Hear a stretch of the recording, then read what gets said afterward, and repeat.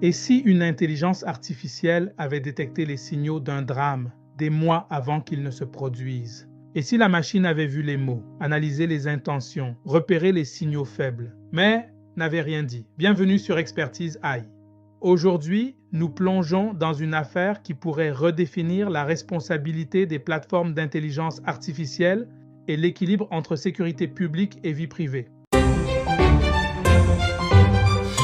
Bonjour et bienvenue dans cette nouvelle exploration.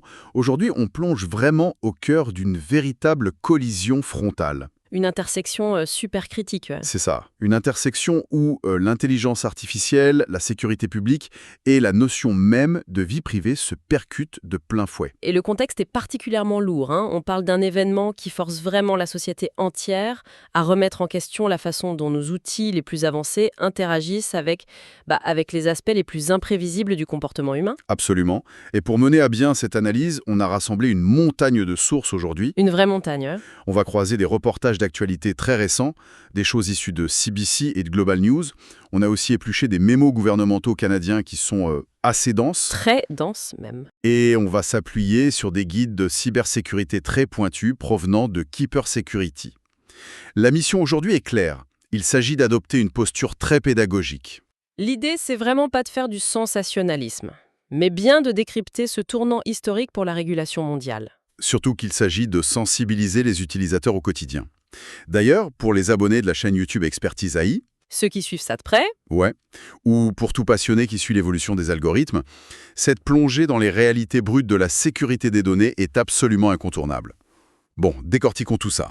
Il faut d'abord poser les faits pour bien saisir l'ampleur du problème. tout un fait. On remonte au 10 février 2026. La date de la tragédie de Tumbler Ridge en Colombie-Britannique. Oui, une petite localité soudainement frappée par l'une des pires tueries de masse de l'histoire récente du Canada. Une jeune femme de 18 ans a attaqué son ancien établissement scolaire. Le bilan est juste effroyable, 8 morts. Sa mère, Son demi-frère, 5 enfants de 12 à 13 ans.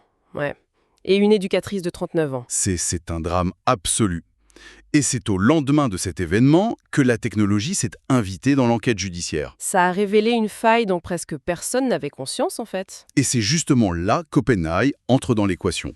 En fouillant, les enquêteurs ont découvert qu'en juin 2025, Donc de longs mois avant l'attaque, des mois avant, les systèmes automatisés d'OpenAI avaient repéré une activité anormale sur le compte ChatGPT de la future tireuse. Le système a intercepté des prompts. ces fameuses requêtes tapées par l'utilisateur. Et ces requêtes décrivaient des scénarios de violence armée. Et face à ce contenu, la réaction de la plateforme a été immédiate sur le plan technique. Le compte a été banni, Banni pour violation des conditions d'utilisation, tout simplement. mais, et c'est le point de friction majeur qui secoue Ottawa en ce moment, OpenAI n'a envoyé aucune alerte à la police au moment de ce bannissement. La machine a fermé la porte, mais elle n'a pas appelé les secours. Rien du tout. Ce qui nous amène à analyser leur réaction. Ce qui est fascinant ici, si on se penche sur la mécanique interne de ces entreprises, c'est la façon dont elles définissent un seuil d'alerte. Comment elle place le curseur. Exactement.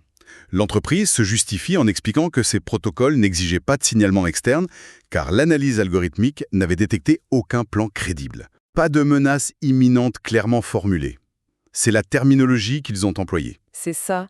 Les modèles de traitement du langage naturel peuvent identifier un champ lexical violent. Oui, des mots-clés. Mais faire la distinction entre un auteur de fiction qui écrit un thriller, une personne perturbée qui extériorise des pensées sombres, et un terroriste en pleine planification, C'est presque impossible. c'est une zone grise monumentale pour une intelligence artificielle. Pour rendre ça concret, imaginons une IA comme un bibliothécaire extrêmement attentif. D'accord. S'il voit quelqu'un venir tous les jours emprunter des dizaines de livres sur la criminalistique ou sur les armes, que doit-il faire? Bonne question.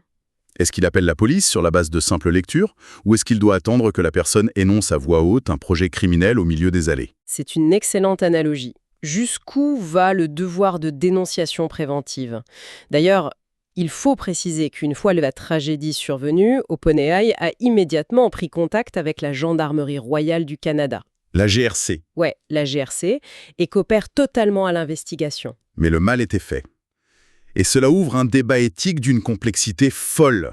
On touche au conflit classique. Sécurité publique contre vie privée. D'un côté, si les IA se mettent à signaler chaque texte un peu sombre, les forces de l'ordre vont être complètement noyées sous un océan de fausses alertes. Des milliers de signalements inutiles. Et surtout, c'est la fin de toute confidentialité. C'est une surveillance de masse automatisée. Mais l'approche inverse laisse un goût vraiment amer. Quand le public découvre qu'une machine avait repéré des signaux d'alerte chez une future tueuse de masse des mois à l'avance et n'a rien dit. Le sentiment de gâchis est immense. C'est l'impression tragique qu'une intervention aurait pu sauver des vies. Et ce dilemme a quitté la sphère philosophique pour atterrir violemment sur le bureau des politiciens. On y est en plein dedans. L'actualité brûlante. On est aujourd'hui le 24 février 2026. C'est une date charnière. À l'heure où l'on parle, l'équipe de sécurité senior d'OpenAI, La fameuse Senior Safety Team. elle est à Ottawa, convoquée d'urgence par le gouvernement canadien. Et le ton est monté très vite. Evan Solomon, le ministre de l'IA et de l'innovation numérique, a qualifié ce silence d'OpenAI de très inquiétant. Les mots sont forts. Très fort. L'objectif de cette convocation, c'est d'obtenir une transparence totale sur ces fameux critères de détection. Ottawa veut voir le code, ou du moins comprendre la logique derrière les seuils de signalement. Et ça s'arrête pas à une simple convocation. Si on relie cela à la situation globale, on assiste à un véritable coup d'accélérateur législatif. Le drame de Tumbler Ridge agit comme un électrochoc sur des projets de loi qui traînaient dans les tiroirs. Je pense notamment à la LIAD. La loi sur l'intelligence artificielle et les données, exactement.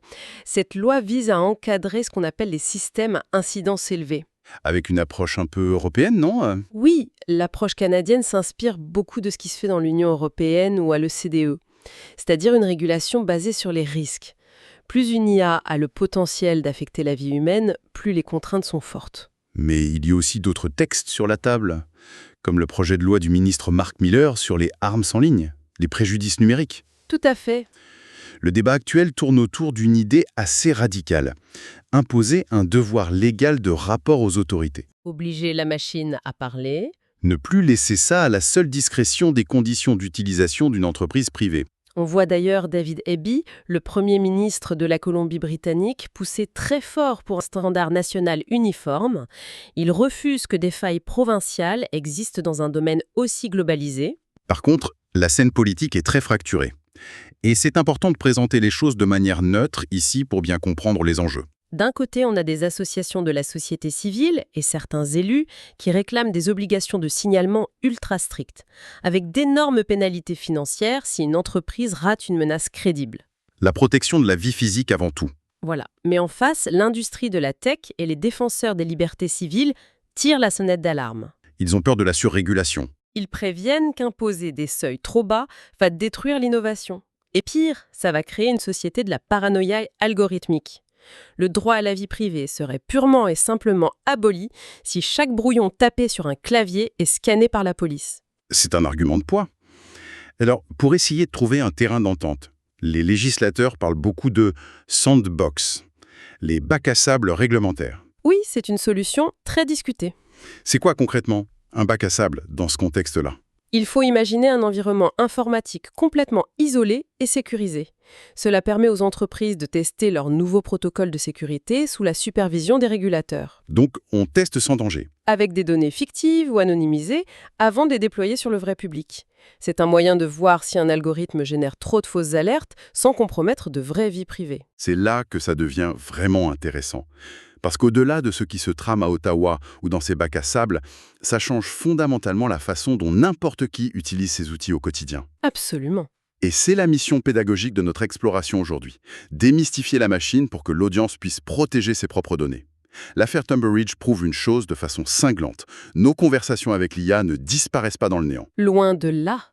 Et c'est là qu'il faut se tourner vers les analyses de Keeper Security et décortiquer les politiques de confidentialité d'OpenAI. Il y a un immense malentendu sur le traitement des données. Beaucoup s'imaginent que si la connexion est sécurisée, personne ne peut rien lire. On voit le petit cadenas HTTPS dans le navigateur et on se sent à l'abri. C'est une fausse sécurité.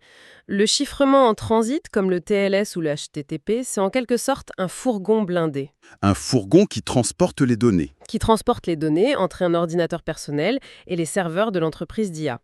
Pendant le trajet, c'est vrai, personne ne peut intercepter la requête. Mais une fois que le fourgon arrive au siège, les portes s'ouvrent. Les données sont sorties. elles sont déchiffrées pour que l'algorithme puisse les lire, formuler une réponse et très souvent les stocker. Et c'est précisément là que réside le danger pour la vie privée. La règle d'or qu'il faut marteler, d'après tous ces guides de cybersécurité, c'est de ne jamais intégrer d'informations sensibles dans un prompt. Jamais. Pas d'adresse physique, pas de données médicales, pas de bilan financier, pas de mot de passe, rien. Parce qu'une intelligence artificielle générative n'est pas un disque dur externe. Ni un journal intime. Exactement. Les données qu'on lui fournit ne font pas que dormir sagement sur un serveur. Elles sont susceptibles d'être utilisées pour l'entraînement ou le fine-tuning des futurs modèles. Et ça, c'est un point technique crucial qu'il faut vraiment expliquer à ceux qui s'intéressent à l'expertise en IA. Comment une information confidentielle pourrait ressortir chez quelqu'un d'autre ? En fait, les modèles de langage fonctionnent avec des poids probabilistes.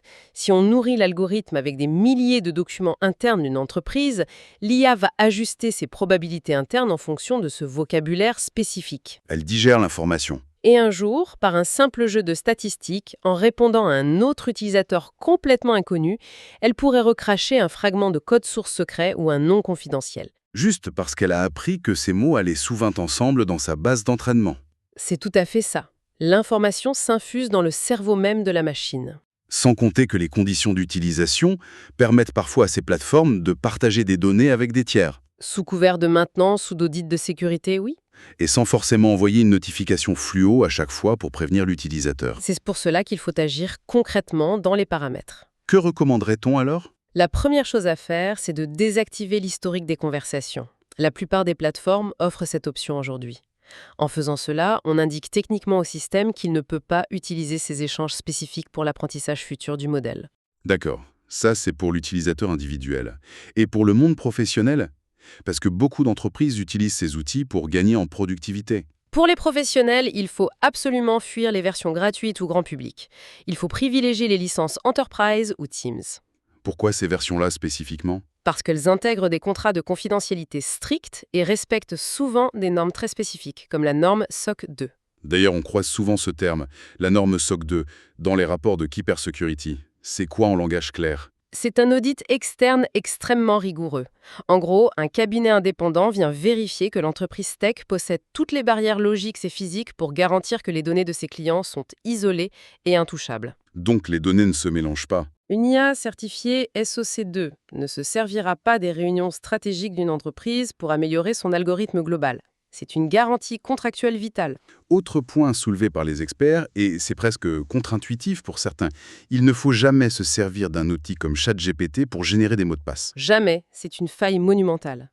Pourquoi tant de gens font cette erreur ? C'est l'erreur classique de facilité.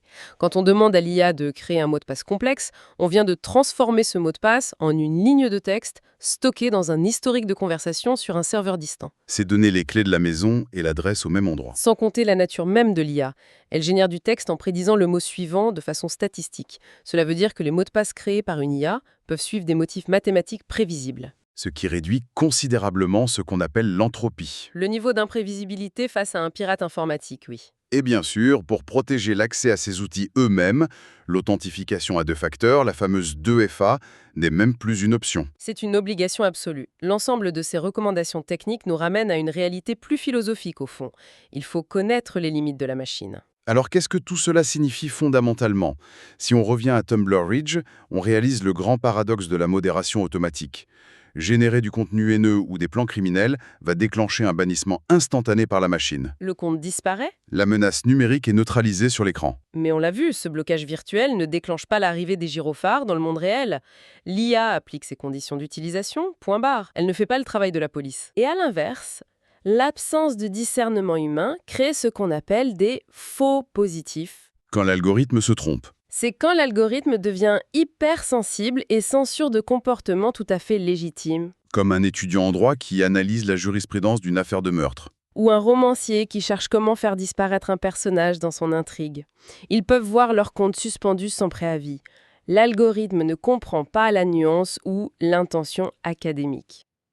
Le discernement, le contexte, l'ironie, ce sont des éléments qui échappent encore largement au modèle de langage. S'en remettre aveuglement à la machine pour décider qui est dangereux et qui ne l'est pas, c'est extrêmement périlleux. En rassemblant toutes les pièces de ce puzzle, on voit bien que l'équilibre est précaire. D'un côté, il est insoutenable de voir des tragédies se produire alors que des signaux d'alerte stagnaient sur des serveurs privés. La sécurité publique exige une forme de coopération technologique, c'est indéniable. Mais de l'autre, la confidentialité des communications est le pilier d'une société démocratique. Et par-dessus tout ça, il ne faut pas étouffer l'innovation qui est le moteur économique de notre époque. C'est un triangle impossible. La loi canadienne LIAD et toutes les discussions enflammées qui ont lieu à Ottawa actuellement vont définir ce nouvel équilibre. On est en train d'assister en direct au passage d'une ère d'autorégulation de l'industrie technologique à une ère d'encadrement législatif potentiellement sévère. Ce qui se décide au Canada aujourd'hui pourrait très bien dicter les normes mondiaux de demain. Cela soulève une question importante.